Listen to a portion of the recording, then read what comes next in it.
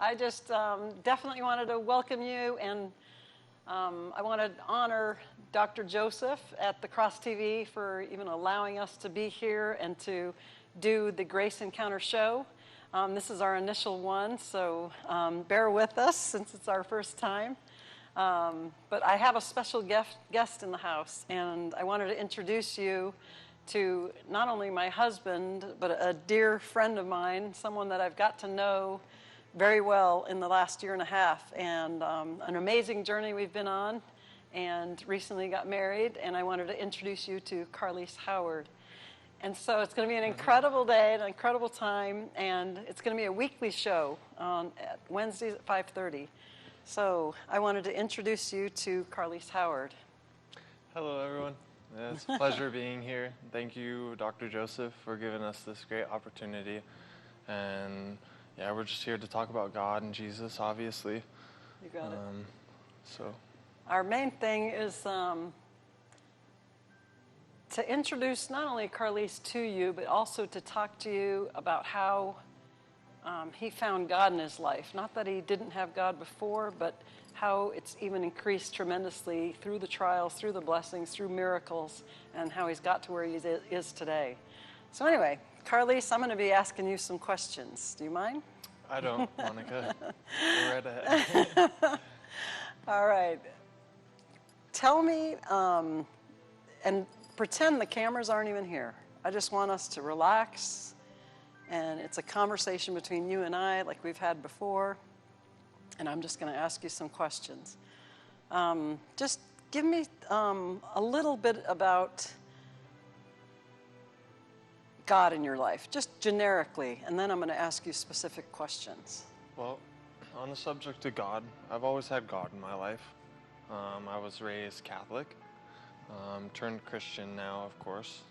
I just rededicated earlier this year. I love God, obviously. It's my passion to know as much about him now. So, All right. yeah. Thank you for that. Give me a little bit about your life. Now we're going to introduce Karlis to you. I just want you guys to get to know him, since him and I will be hosting this. It's my time to interview him, and eventually he'll have that fun with me. So give me some early childhood memories. Like, what's the earliest thing you remember as a child? My childhood.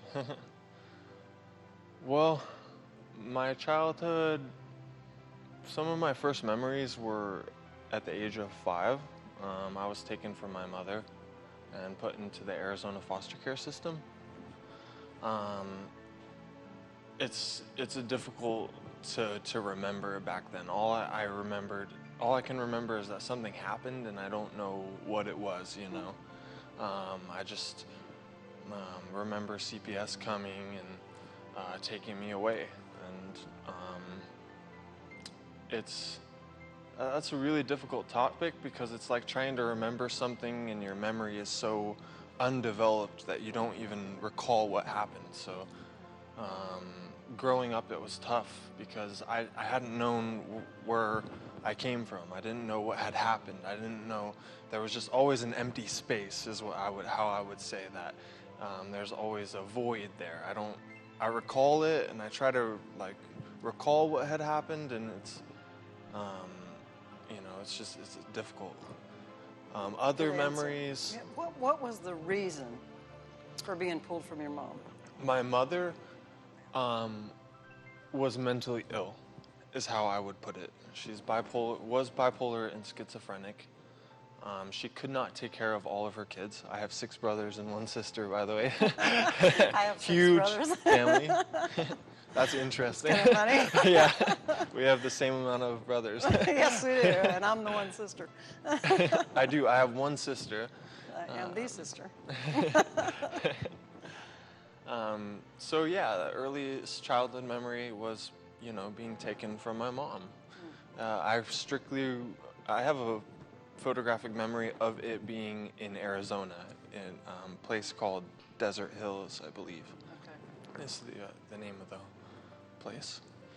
At that time, where were your other brothers? Where was your father? All split up. Whole family was split up, kind of disbanded. Growing up, I didn't know where my dad was at most of the time. I really just didn't. There was no connection at that early age. I have very few memories of him being around. I had no idea that I even had that many brothers at that time. You know, when I was taken, I didn't even know who my brothers were, you know. I had only known two of them. I believe my brother Alexander and my brother Joseph were still living in that house. And I just remember playing Pokemon and card games with them and stuff. My other brothers, I had no idea, you know, that they even had existed, being taken into foster care. Right. What I learned from you about foster care is that when a family with multiple kids are taken, that sometimes they split up the kids, which must have been really hard. We were all split up. Alex, Xander, Joseph, and William went into foster care with me. My brother Jared, my brother Jack, and my brother John, and my sister Jackie were all old enough to go out. Were all old enough to kind of be on their own. Okay. So they were, like I said, I don't even know where they were at. Even to this day, you know, they're just around. I would say at aunts and uncles, just around, you know. What do you remember about foster care? You told me something interesting about once you get into foster care that you can actually be moved around too. So yeah. Tell me about foster care, those years. Some of my earliest memories of being in foster care were being flown to different homes, being moved around by a worker. A worker would show up, say, you know, do you like your home? Is it, you know, a great home? Is it not a great home? What are your thoughts on it? And if you didn't like it or if there was an issue, they would move you. Okay. So. And you even got moved on a plane, didn't you? Yeah, on a plane. Yeah, oh my goodness. Yep. So out of state or on a plane? I think out of state. Yeah, wow. Absolutely. Wow. I remember the social worker or the worker driving me to the airport. Wow. Yep. Unbelievable. When did you get out of foster care? When I was 11. I had just moved into a one of the best foster homes. Diane and Paul in Arizona. I still remember them because they were awesome. They loved me a lot. They took care of me, got me haircuts. They really showed a lot of love, and you know, I respect them a lot. You know, I had just moved out of their home at 11. I moved in with my grandma and grandpa. Excellent. In Castaic, California. And what were their names, Grandma? Ethel and Walter. Ethel and Walter. Are my grandparents' names. Excellent. When did you find out and when did you get to know your brothers and your mother again?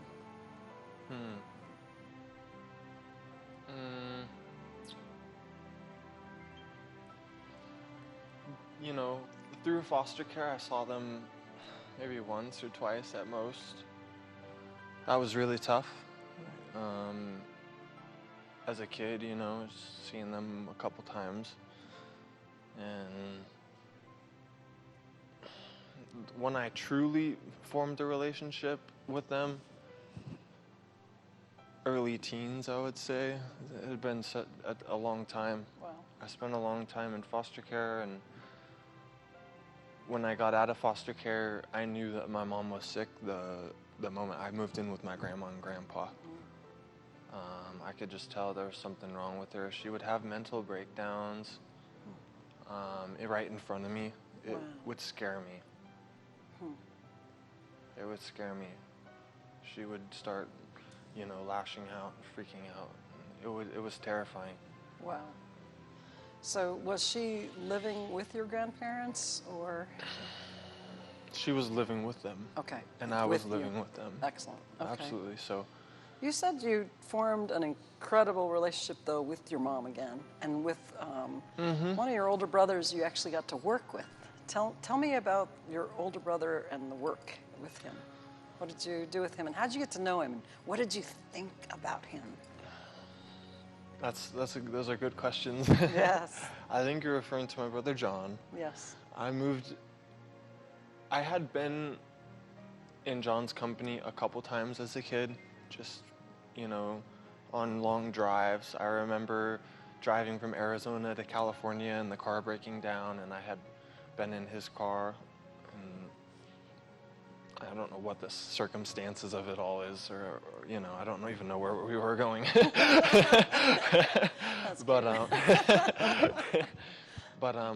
So I moved into John's house when I was 19. 19. I had just gotten out of the Navy. I was moving steps to go to college. The Navy lifestyle just wasn't for me. Okay. I didn't know too much about him prior to moving in at 19. Wow. Honestly. And he was your oldest brother, correct? My oldest brother. Yes. Mm-hmm. And he was, I think, 29 when I moved in with him. He's 10 years older than me, I think. Tell me about that relationship. Well, I moved into his house. He's a strong Catholic, so he doesn't play games. He's very strict. He was an honest gentleman, He's a good guy. Did he have a wife? Did he have kids? Yep. His wife's name is Anna, and she lives in Lake Havasu City, Arizona. Excellent. He has 5 beautiful kids. 5 kids. Unfortunately, he's not alive anymore. He passed away of colon cancer. Yeah, tell me more about that. As soon as I moved into his house, he got really sick. I saw him go from being really healthy and really fit to, just a bag of bones, I would say. Like, just very sick and very unhealthy, and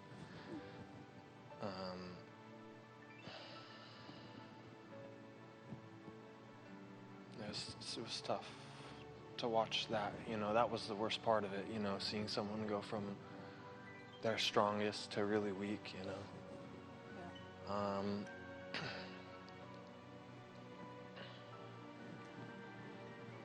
When he passed away, what happened? Tell me what happened with you. How did you feel? You were very close to him, obviously.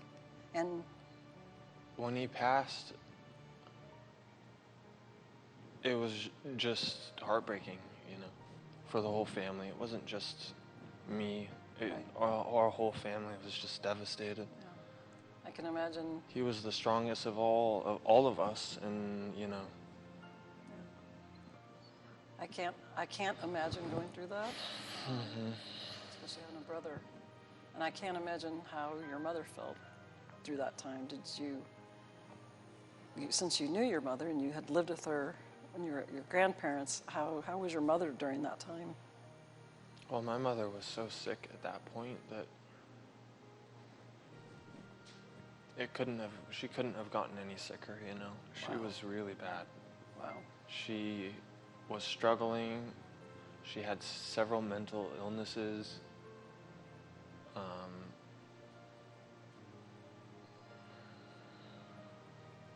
So you lost your brother. In 2015. Okay, 2015. April 20th, your birthday. Yeah. It's shocking. And then I lost my mom a year later Wow. of lymphoma cancer. So. Wow. So not a good time, not a good year. No. I know you got really close with your mom. She was absolutely beautiful. Your whole family's just beautiful. So I've met your father, and I've seen pictures of your mother. Just an absolute beautiful couple they were.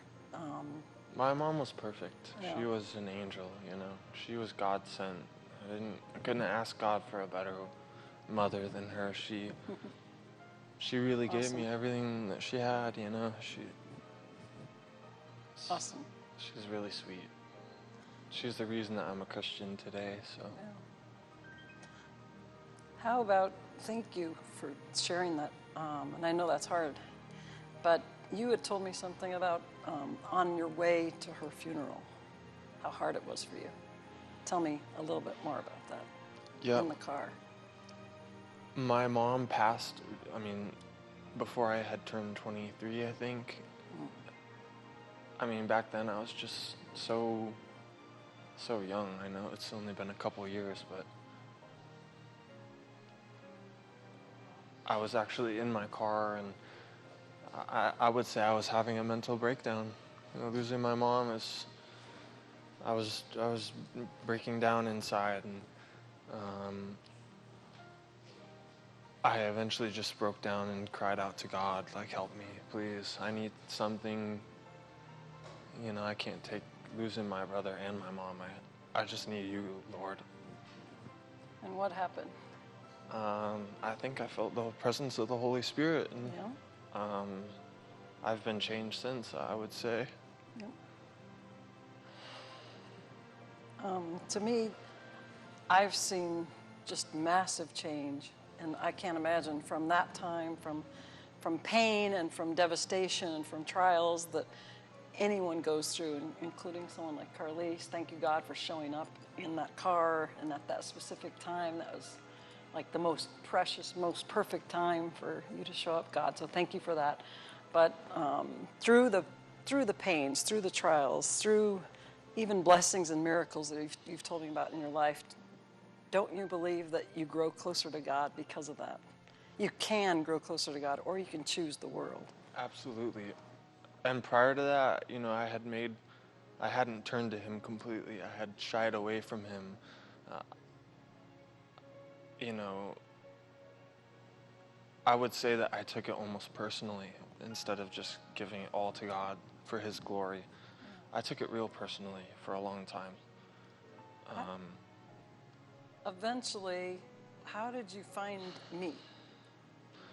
How did you connect with me? What happened? Well, I saw you preaching.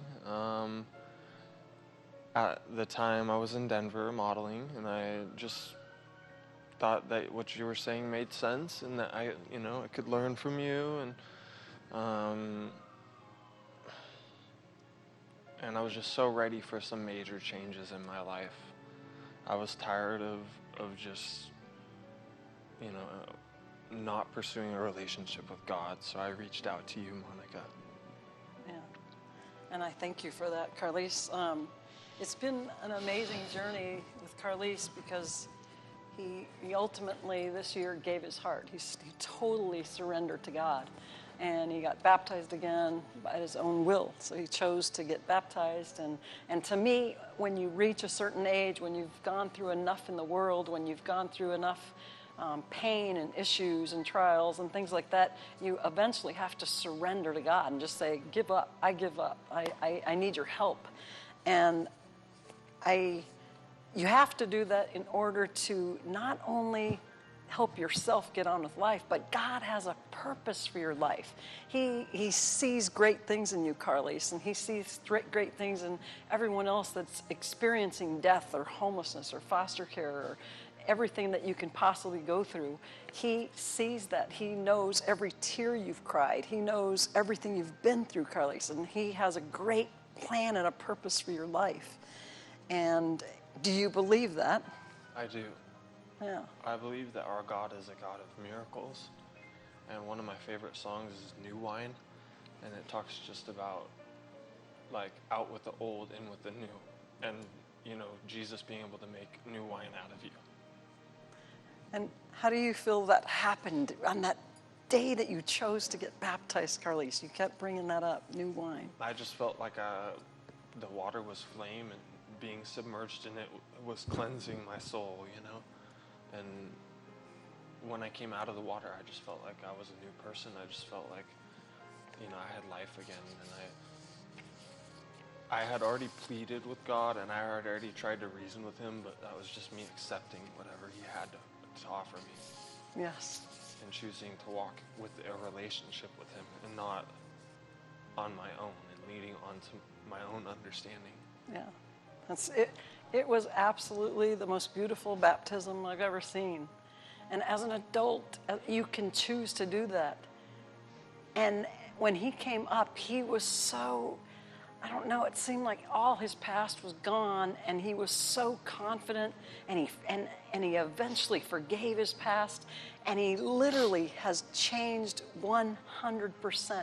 Karlis, I just want to say that I'm so proud of you for everything, every choice you've made, everything that you've wanted to get out of the world and into God's purpose and plan for your life, His will for your life. I think you're an amazing man of God, and I think you have a mighty purpose on your life. And I think that purpose is going to start here with Grace Encounter. And God has given you grace. He has given you His freely love. He has freely given you His love, His purpose for your life. He has shown you that you are amazing man of God, that you do have a purpose, that you do and will accomplish mighty things for Him. So I'm proud of you for doing that. I look to all the people that are watching this as well. If you've ever been through anything that he's been through, if you are going through stuff right now, whether it's addictions or homelessness or even in foster care or imprisoned or weariness or stressed or financial difficulties or whatever it is, I want you to know that there is a God, and He's mighty and almighty, and He's the creator of the universe, and He's also the creator of you. So if He's the creator of you, Karlis, and He's the creator of you in the audience, you can do mighty things. Why? Because if you surrender to Him, He will be with you, and He'll lead you, and He'll guide you, and He'll give you an amazing journey. Why? Because now you're with Him. You will not ever have to be alone. He will never leave you and never forsake you. And He loves you. Everything that you've done, everything that you are, everything that you're going to be, He loves you. He loves you more than anyone on this earth could ever love you. Why? He knows why He created you. And He knows that you've made bad choices. And He knows that maybe you're sick or weary or whatever you're going through. But He wants you to be all that you were created to be, because He created you. And if He created you, you're an amazing man or woman, and you can surrender to Him, and He will show you and walk with you and talk with you and be with you and comfort you. And what I want to end with today, and I know it's almost done, is who is the great I am? Matthew 16:15-16 says, He said to them, "But who do you say that I am?" And Simon Peter answered and said, "You are the Christ, the Son of the living God." Well, today I want you to say this with me, and if you have to rewind and say this again and say this again, you need to remind yourself of who God is with you. I am. Every time you say I am, that's God. I am your healer. I am your provider. I am your comforter. I am the friend to the friendless. I am the father to the fatherless. I am the mother to the motherless. I am the one who forgives you. I am your peace. I am your comfort. I am your joy. I am your strength. I am your hope.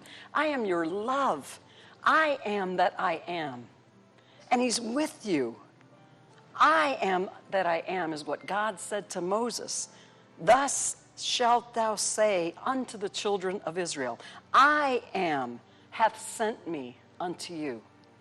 I hope you've learned something today from this interview, from this man of God that's to my right. Karlis, you are an amazing man of God. You've been through trials and blessings and major things in your life, but you always knew from your grandmother, from your mother, from your father, from your oldest brother that there is a God. And eventually you turned to Him and said, I surrender, and He's going to use you mightily for everything that He created you to be. And I know it, and I get to see it. And I get to watch, and I get to pray for him, and I get to help him on this journey as well, and he gets to be my man. So I hope you've learned from this, and I hope you can see that eventually you'll hear my story. I'll have him interview me next week, and you'll then know the hosts that are going to host this Grace Encounter show every Wednesday at 5:30. I love each and every one of you, and I pray that you find God in your life, that you surrender to Him, and if you've already surrendered, that you just continue to press into Him and dig deeper and deeper and deeper and read the Word of God and go to church as much as you can.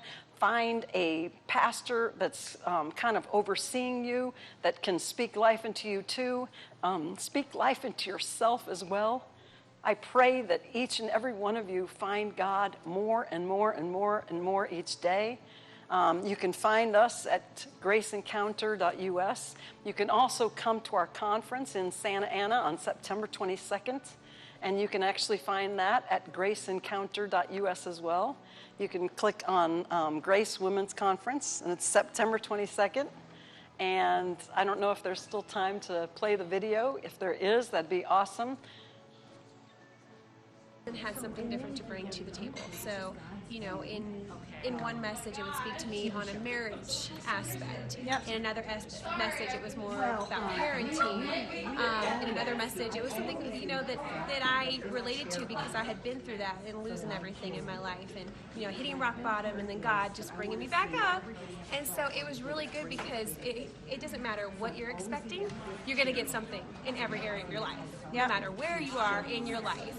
Yep. So even if you think that you're good and you don't need anything, and you've been to a different marriage conference, you've been to women's conferences, you've been to this and that, and you don't think you need it, you're going to get something out of this. So you should come.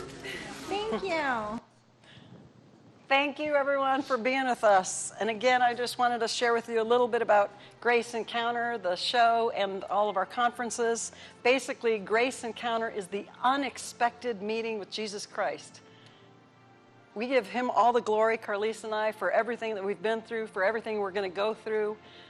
He's done it for all of us. He's leading our steps. He's guiding us.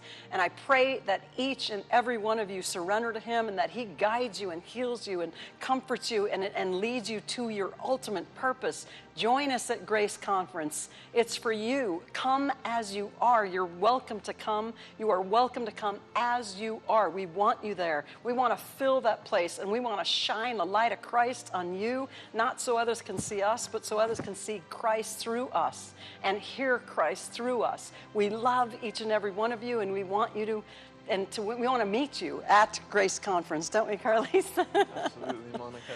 We love each and every one of you, and join us September 22nd, Santa Ana, California, graceencounter.us. Thank you for joining us today. We'll be back next Wednesday.